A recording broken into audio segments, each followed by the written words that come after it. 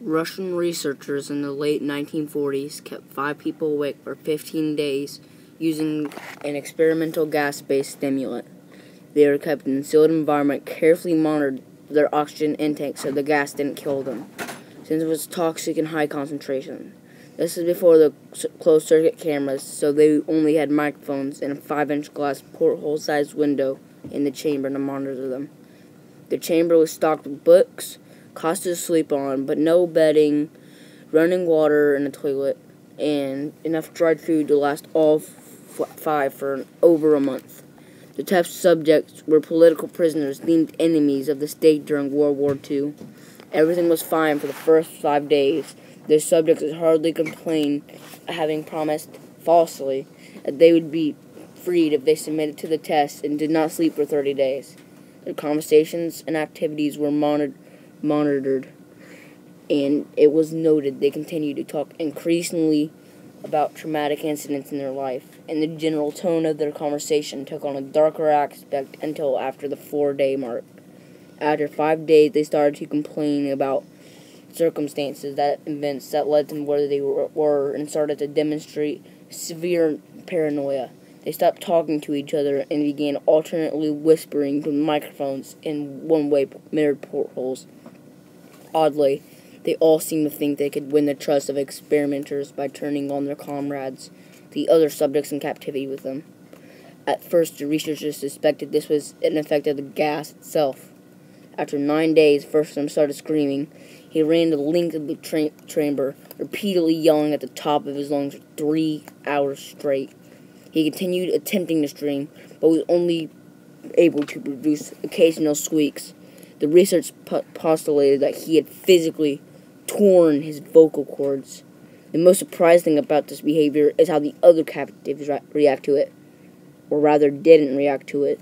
They continued whispering to the microphones until a second captive started screaming. The 2 non-screaming captives took the books apart, smeared page after page after page with their own feces, and placed them calmly over the glass portholes. The screaming promptly stopped. So did the whispering to the microphone. After 3 more days passed, the researchers checked the microphones hourly to make sure they were working, since they thought it was absolutely impossible that no sound could be coming from 5 people inside. The oxygen consumption in the chamber indicated that all 5 must still be alive. In fact, it was the amount of oxygen 5 people would consume at a very heavy of strenuous exercise. On the morning of the 14th day, researchers did something they said they would not do to get reaction from the captives. They used the intercom inside the chamber, hoping to provoke any response from the captives. They were afraid they were either dead or vegetables. They announced, "We are opening the chamber to test the microphones. Step away from the door and lie flat on the floor, or you will be shot. Compliance will earn one of you immediate freedom." To their surprise, and to their doubt and fear, and also it led to many nightmares, they heard a single phrase that, in one calm voice, 6 simple words: "We no longer want to be freed." Debate broke out among researchers, and the military forces funded the research. Unable to provoke any more response using the intercom, it was finally decided to open the chamber at midnight on the 15th day. The chamber was flush of the stimulant glass and filled with fresh air, and immediately voices from the microphone began to object. 3 different voices begging, as if pleading for the life of loved ones, to turn the gas back on. The chamber was open and the soldiers sent in to retrieve the subjects. They began to scream even louder than ever, and so did the soldiers when they saw what was inside. 4 of the 5 captives were alive, although no one could rightly call the state that any of them was in life. The food rations past day 5 had not been so much as touched. They were chunks of meat and from the dead test subjects' thighs and chests stuffed into the drain of the center chamber, blocking the drain and allowing 4 inches of water to accumulate on the floor. Precisely how much of the water on the floor was actually blood, no one has determined. All 4 surviving test subjects also had large portions of muscle and skin torn away from their body. The destruction of flesh and exposed bones on their fingertips indicated the wounds were inflicted by hand. not with teeth as the researchers initially thought. Closer examination of the position and angle of the wound indicated that most of them, if not all of them, were self-inflicted, not from each other. The abdominal organs below the rib cage of all 4 test subjects have been removed, but the heart, lungs, and diaphragm remained in place. The skin and most of the muscle attached to the ribs have been ripped off, exposing lungs to the rib cage. All the blood vessels and organs remained intact. They had just been taken out and laid on the floor, fanning out around the eviscerated but still living bodies of subjects. The digestive tract of all 4 could be seen to be working, digesting food. It quickly became apparent that what they were digesting was their own flesh they had ripped off and eaten over the course of days.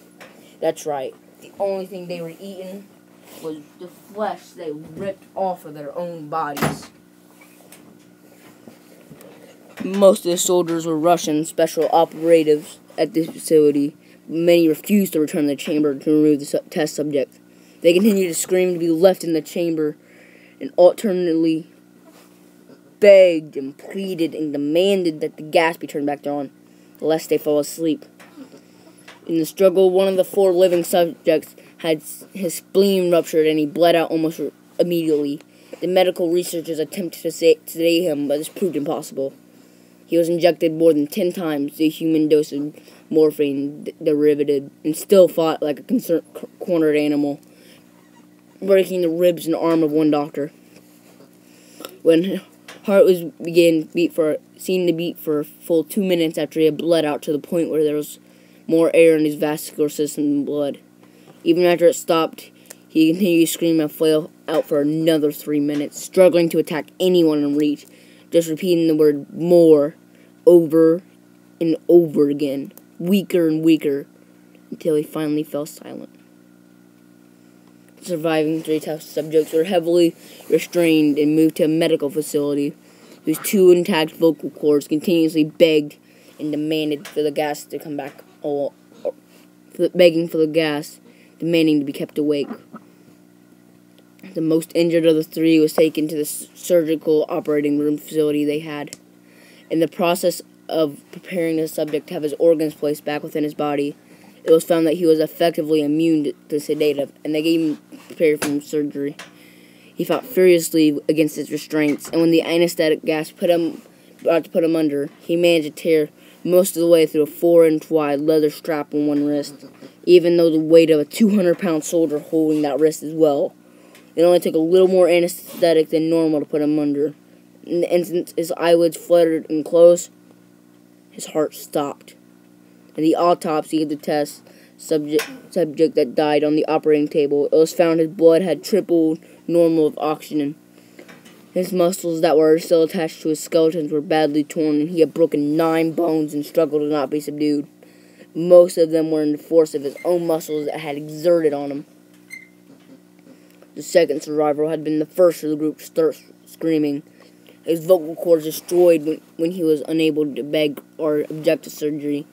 He had only reacted by shaking his head violently in disapproval when the anesthetic gas was brought near him. He shook his head yes when someone suggested, reluctantly, they tried his surgery without the anesthetic, and he did not react for the entire 6-hour procedure of replacing his abdominal organs, attempting to cover them with what remained of his skin. The surgeon presiding stated repeatedly that it should be medically possible for the patient to still be alive. One terrified nurse assisting surgery stated that when she seen the patient's mouth turn into a smile several times whenever his eyes met her.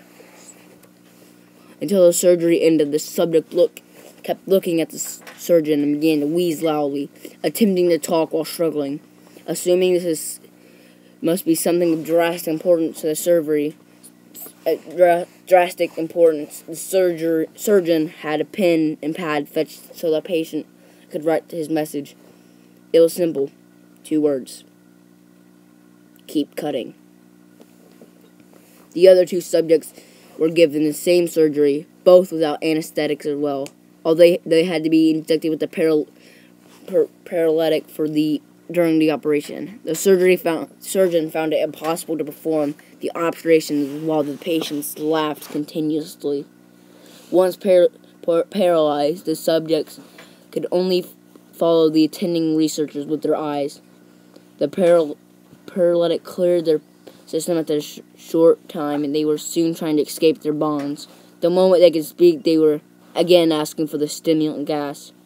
The researcher tried asking why they had injured themselves, and why they had rid their own guts, and why they wanted to be given the gas again. Only one response was given: I must remain awake. All three subject restraints were reinforced and placed back in the chamber, awaiting determination what they would do with them. The researchers, facing the wrath of the generals, benefactors, for having failed the stated goals of the project, considered enthusiasing the surviving subject. The commanding officer, an ex-KGB, instead saw potential and wanted to see what happened if they were put back on the gas. The researchers strongly objected, but were overruled. In preparation for being sealed in the chamber again, the subjects were connected to an EEG monitor and had their restraints padded for long-term confinement. To everyone's surprise, all three stopped struggling the moment it was slipped that they were going back on the gas. It was obvious at this point all three were putting up a great struggle to stay awake. One of the subjects that could speak was humming loudly and continuously. The mute subject was straining his legs against leather bombs with all his might. First right, then left, then right, then left, for something to focus on.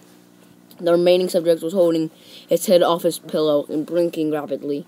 Having been the first to be wired for the EEG, most of the researchers were monitoring his brain waves in surprise. They were normal most of the time, but sometimes flat-lined inexplicably. Then, as if a repeating suffering brain death before returning to normal.